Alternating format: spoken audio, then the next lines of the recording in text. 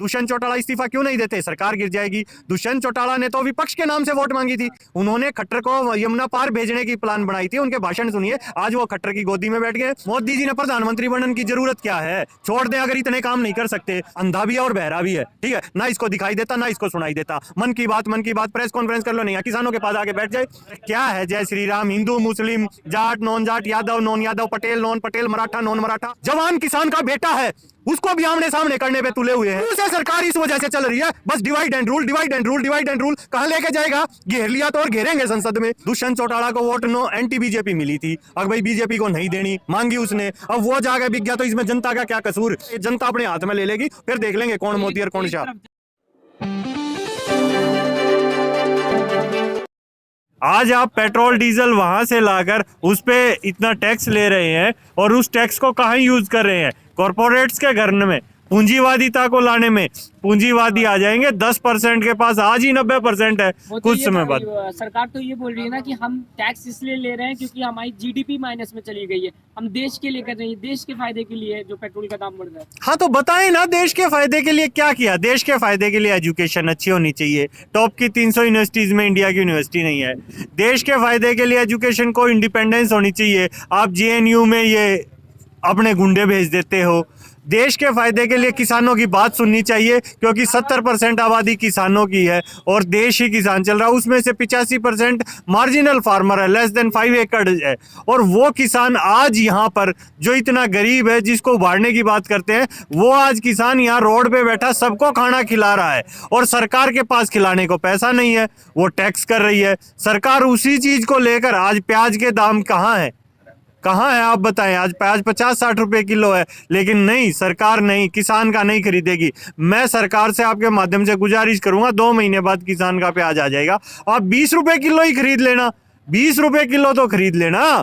किसान उतने से खुश है। बार बार उसे कह रहे हैं कि उसे एमएसपी देंगे और उसकी आय दोगुनी। कहाँ से करेंगे? कोई भी लॉजिक बताइए आप। C2+F को कर कीजिए, A2 पे दे रहे हैं आप। आमदनी बताइए तो उसकी कितने गुना कर दी।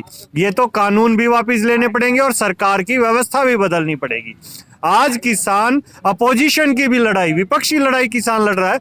आप बताएं, कहीं है क्या कोई विपक्ष प्रदर्शन कर रहा है पेट्रोल डीजल के लिए या किसी भी चीज के लिए? कोई विपक्ष नौकरी के लिए प्रदर्शन कर रहा हो?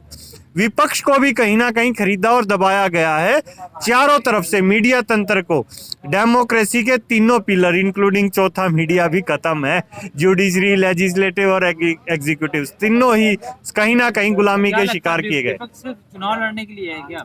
विपक्ष चुनाव लड़ने के लिए, विपक्ष सत्ता पक्ष की कठपुतली है।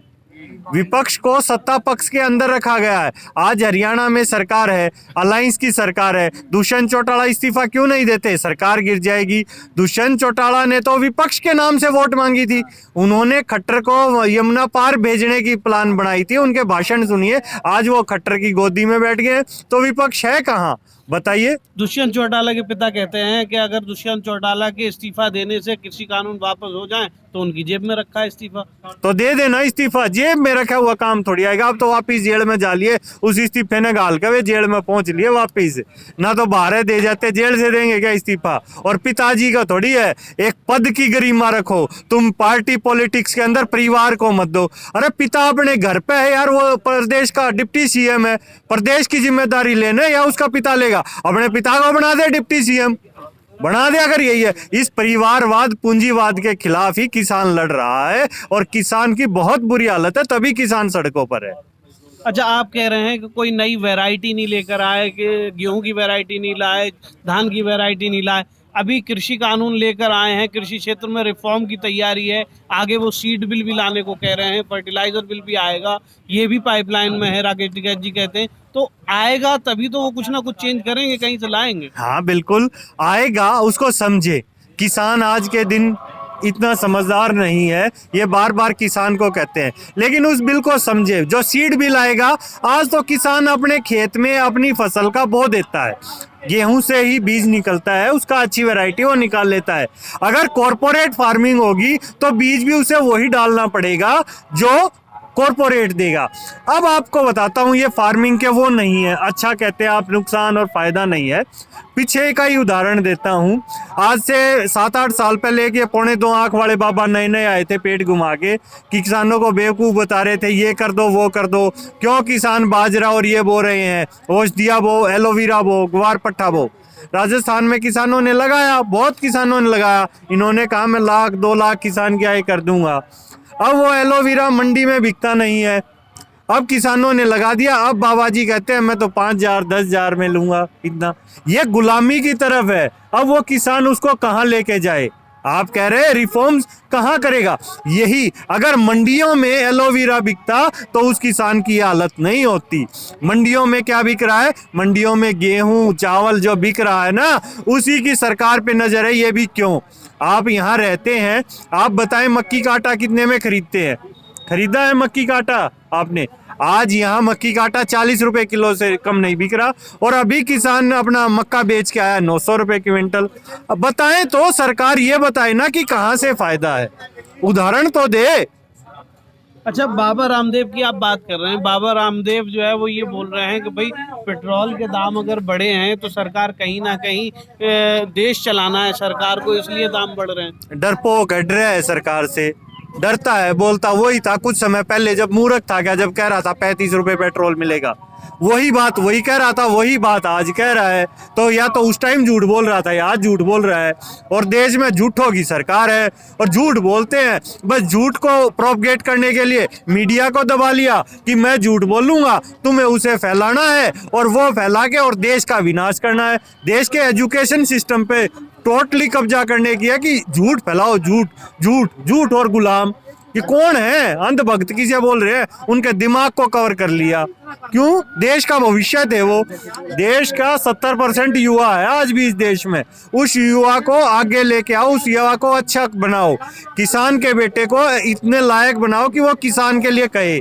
पूछो किसी भी किसान के बेटे से पूछो अगर वो किसान बनना चाहता हो तो। पेट्रोलियम मंत्री कहते हैं कि जो गैस की कीमतें बढ़ रही हैं ये ठंड की वजह से है, क्या ये लॉजिक सही है?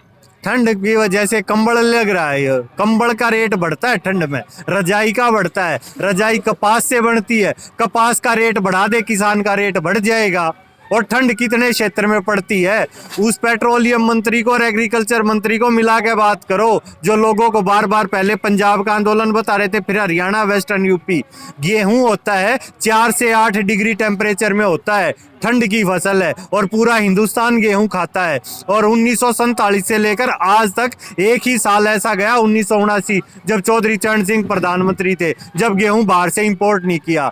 जिस गेहूं को हर साल तुम बाहर से इंपोर्ट करते हो उसी को दे रहे हो, उसी को कॉरपोरेट्स को दे रहे हो। यहीं की मंडी व्यवस्था है, उस वजह से ये अनाज पूरा देश खाता है, एफसीआई के पास जाता है, गरीबों को राशन मिलता है, और इसी पे तो नजर है, इसको कब्जा करो और इसी को बेचेंगे।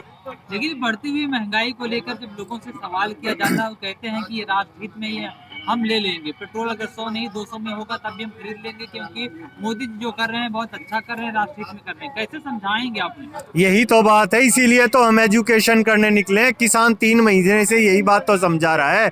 जब 100 रुपए किलो आटा खाएंगे तो देश हित का बताएंगे, अरे किसान हित की भी सोच लो। आज जो प्याज और का भाव है ये किसान हित में दे दो ना। मैं कहना चाह रहा हूँ आपके माध्यम से, इसी का 60 नहीं चाहिए हमें। आप 2 महीने बाद किसान का प्याज आएगा 20 रुपए किलो खरीद ले सरकार। हम चाहते हैं हम जनता को 40 रुपए का प्रॉफिट दें, 20 रुपए किलो खरीदे सरकार, खरीदे, करे पक्का, देखेंगे अभी आ जाएगा 1 महीने बाद जी। नहीं, हमने पेट्रोल के दाम बढ़े थे तो हमने कई सारे लोगों से बात की, तो उनमें से कुछ का कहना ये था कि भाई प्रधानमंत्री शेर जैसा चाहिए है तो हम 200 रुपए भी पेट्रोल खरीद लेंगे। तो उस बारे में क्या कहेंगे? है कहाँ प्रधानमंत्री शेर? बिल में घुसा बैठा है, दिल्ली के पास बैठे, आ जाए ना, आके समझाए ना। शेर और चूहे फर्क नहीं, बोलने से शेर थोड़ी होता, कामों से शेर होता है। नहीं, ठीक है, अभी दिल्ली में चुनाव नहीं है ना, अभी वो वेस्ट बंगाल में व्यस्त है। अब प्रधानमंत्री हैं, कितनी बड़ी पार्टी से जुड़े हुए हैं, तो प्रचार करने तो जाएंगे ना। फिर आप न्यू क्यों कहो प्रधानमंत्री, फिर यूं कहो पार्टी का प्रचारक है। शब्दों में फर्क है, शब्द आदमी से नहीं होता। शब्द की एक गरिमा है, प्रधानमंत्री पद एक गरिमा है, वो चेयर वही थी, उस चेयर पे बहुत से लोग आए और बदल गए, कुछ समय के लिए रहते हैं, तो वहां जा रहे हैं तो वो प्रचारक है। आचार संहिता को समझिए, संविधान को समझिए, संविधान में किसी का ये नहीं है कि प्रधानमंत्री जाएगा और वो पूरे लाव लश्कर से जाएगा, आचार संहिता में वो आम आदमी की तरह जाएगा, प्रचारक की तरह जाएगा। ऐसा कहा जा रहा है कि ये आंदोलनजीवी जो हैं वो सिर्फ आंदोलन तलाशते फिरते हैं। अभी मोदी जी ने मन की बात की तो उधर छात्रों ने और देश के लोगों ने जो है ट्विटर पर ट्रेंड करा दिया जॉब की बात। अभी कई दिन से ये चल रहा है कि मोदी जी रोजगार दो। अरे मोदी जी देश की इकोनॉमी ठीक करेंगे या रोजगार देंगे?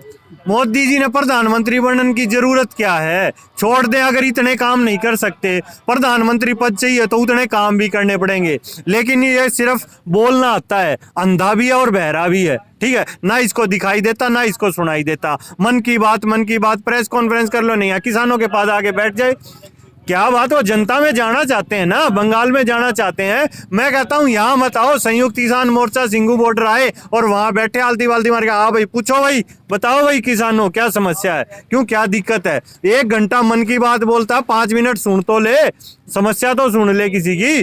बंगाल में कहा जा रहा है, बीजेपी कह रही है कि वहाँ पर जो हिंदू है वो जय श्री राम नहीं कह पा रहा है, खुल के नहीं बोल पा रहे हैं, डर रहे हैं। अरे क्या है जय Shri Ram? Hindu Muslim, Jat non Jat, Yadav non Yadav, Patel non Patel, Maratha non Maratha, आज किसान और जवान किसान का बेटा है, उसको भी आमने सामने करने पे तुले हुए हैं। किस लिए? और ये किसान देश को एकता में पिरो रहा है, अखंडता में पिरो रहा है, इसे देशद्रोही बोल रहे हो तुम। बहुत बढ़िया। किस लिए? शुरू से सरकार इस वजह से चल रही है, बस divide and rule, divide and rule, divide and rule. कहां लेके जाएगा? घेर लिया तो और घेरेंगे संसद में, कहां तक जाएगा? और ये जो 300 सांसद इसे समर्थन दे रहे हैं ना, मैं आपके माध्यम से उन सबको कह रहा हूं, अरे ऐसे आदमी को उठा के फेंक दो, क्योंकि देश का विभाजन हो रहा है। अगर किसान ने लठ मार दिया और जवान की मौत होगी तो किसका घर का मरा, और जवान ने गोली चला दी और किसान मर गया तो किसका? मोदी वहां बैठा तमाशा देखेगा, ठीक है। लेकिन हम जुड़ेंगे, ताकत है हमारी एकता की, नहीं डरते इससे। आप कह रहे हैं नहीं डरते हैं, लेकिन अभी हरियाणा में चुनाव हुए तो बीजेपी की सरकार बना दी, वहां पर बहुत सारे किसान हैं। हरियाणा जो है वो किसान बहुल क्षेत्र है। पश्चिमी यूपी में देखो, रालोद का गढ़ माना जाता था, लेकिन रालोद को नीचे लाकर और बीजेपी के सांसद बना दिए गए। तो ऐसा क्यों किया जाता है? जब चुनाव आता है तब मुद्दे कहाँ चले जाते हैं? कहाँ बनी? एक तो झूठ फैलाई जाती है। दुष्यंत चौटाला को वोट नो एंटी बीजेपी मिली थी, अब भाई बीजेपी को नहीं देनी, मांगी उसने, अब वो जाके बिक गया, तो इसमें जनता का क्या कसूर? 33% वोट बीजेपी को है, इसका मतलब 67% लोग ये चाहते थे बीजेपी ना आए, ठीक है। उसको क्यों नहीं बता रहे तुम? ये जानबूझ के चालबाजी खेल के एक को और कर देते हैं। अरे बंगाल में देख लियो, सुपड़ा साफ होगा, हर जगह सुपड़ा साफ होगा। और जब लोकतंत्र में अति की पराकाष्ठा होती है तो एक बड़ा बदलाव होता है, जनता सड़क पे आ जाती है, और वो जनता सड़क पे आई हुई है। अगर फिर धोखाधड़ी हुई और ईवीएम में हुई तो ये जनता व्यवस्था भी बदल देगी, ठीक है। कैसे पेटियां बदली जाती हैं वो सारा ये जनता अपने हाथ में ले लेगी, फिर देख लेंगे कौन मोदी और कौन शाह। जनता, किसान सड़कों पर, दिल्ली के अलग अलग बॉर्डरों पर बैठा हुआ है, वहीं पर जो बेरोजगार युवा है ट्विटर पर रोजगार मांग रहा है, मोदी जी रोजगार दो। सारी बातें मोदी ने ही तो कही थी। अभी कह रहे हो आप वोट क्यों दिया था? पहली कलम से 15 सितंबर की रैली थी 2013 में, कहा था पहली कलम से स्वामीनाथन की रिपोर्ट लागू करूंगा, C2 पे दूंगा और ये पूरा फायदा दूंगा। 2013 में बीजेपी ने अर्धनग्न होकर प्रदर्शन किया था, 2100 रुपए गेहूं का रेट मांगा था, आज तक नहीं दिया। और 5% बढ़ाने की कह रही थी, उस हिसाब से गेहूं का रेट कम से कम 3 से 4 हजार होना चाहिए। 1 एकड़ में गेहूं 25 क्विंटल होता है, फार्मर होता है किसी से पूछ लो, 20 से 25 क्विंटल, उसका 1000 रुपए से 1500 रुपए 1 क्विंटल पे मारा जा रहा है। तो कितना मारा गया? 2 एकड़ पे कम से कम 1 लाख रुपए किसान का मार रहे हैं, उसमें से 6000 रुपए सम्मान राशि दे रहे हैं, सम्मान राशि बता रहे हैं। अरे 94,000 खा गए, वो नहीं बता रहे, वो 94,000 कहाँ है? तुम अपने उससे कह रहे थे, उन्होंने ही कहा रोजगार देंगे, रोजगार दे, कहाँ है वो रोजगार? ना वो रोजगार दिया, ना वो रेट दिया। आज अपनी गद्दी छोड़ दे, अगर सच मानता अपनी बात को छोड़ के दिखा। जब तो बोला 50 दिन दे दो, 50 दिन दे दो, फिर मैंने चौराहे पे ले आके पीट लियो। आज छोड़ देना, आ जाने चौराहे पे, क्यों लुका बैठा है? अरे ये दो आदमी ये चाहते हैं, हम दो हमारे दो, दो इनके बाबू और दो ये तो चाव है देश मर जा। किसानों को और ऐसा इस देश के युवा को मार दोगे तो बचेगा क्या। सेकंड वर्ल्ड वॉर के बाद इंग्लैंड में बहुत गरीबी आ गई थी, ठीक है, उसकी संसद ने ये कहा था अब भाई हम एजुकेशन का बजट कम करेंगे, तो भी वहां सब ने मिलकर विरोध करा था, हम एक टाइम की रोटी कम खा लेंगे लेकिन इसको कम नहीं करेंगे, क्योंकि इस देश का भविष्य है। वो लोग आज नहीं है लेकिन वो कंट्री आज भी तरक्की कर रहा है, और ये जो गलत काम कर रहा है इससे कंट्री को विनाश होगा। ये तो चला जाएगा, कह रहा है झोला ठा के चला जाएगा, पर ये हम जान नहीं दे ना झोला ठा के, देखा है किस जाएगा, ठीक है। और लेकिन कंट्री का भविष्य कहाँ है, जो युवा आएगा। मैं सदा थोड़ी हूँ, मेरे दादा थे परदादा थे, उन्होंने अपने बलिदान दिए जब देश आजाद होया, आज हम बलिदान देंगे देश आजाद होगा। लेकिन ये देश चलता रहना चाहिए, ये उस कंटिन्यूटी को ब्रेक करना चाह रहा है, एजुकेशन को ब्रेक करना चाह रहा है, सिस्टम को गलत दिशा में लेके जा रहा है। आपके माध्यम से कहूंगा जो ये गलत शब्द सिखा रहे हैं इनको प्रमोट ना करें, अच्छे शब्दों को करें, क्योंकि देश चलता रहना चाहिए, हम रहें ना रहें।